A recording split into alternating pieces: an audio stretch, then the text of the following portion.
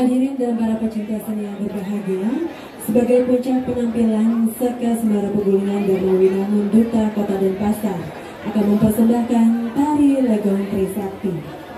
Tari Legong Trisakti dicetuskan oleh Ibu Bintang Puspayoga dengan pencipta tarinya adalah Bapak Inyoman Suwarsa, menggambarkan tentang pemahaman agama Hindu terkait dengan Trisakti, Brahma, Wisnu, dan Siwa. Ditarikan oleh 3 orang penari putri dengan mengenakan warna kostum, gelungan, dan kipas yang berbeda, yakni warna merah melambangkan Brahma, putih melambangkan Siwa, dan warna hitam melambangkan Wisnu. Trimurti memiliki tugasnya masing-masing, yaitu Dewa Brahma sebagai pencipta, Dewa Wisnu sebagai pemelihara, dan Dewa Siwa sebagai pelebur.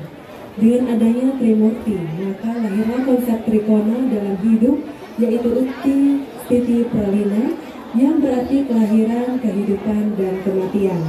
3 konsep tersebut tidak lepas kaitannya dengan air, seperti manusia terlahir dari unsur air. Hidup membutuhkan air, sehingga meninggal melebur menjadi air.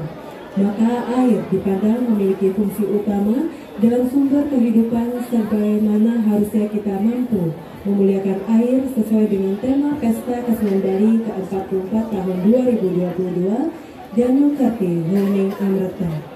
Tari Legong Trisakti ini nantinya diharapkan dapat menambah khasanah budaya Bali melalui penciptaan seni tari dan meningkatkan pemahaman agama Hindu melalui filosofi Trisakti.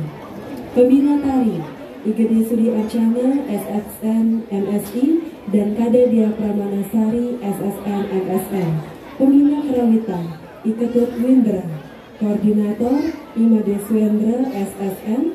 Tata busana sampai kostum, dekorasi Kori Agung Dekorasi, dan penanggung jawab Bapak Lurah Peguyanan.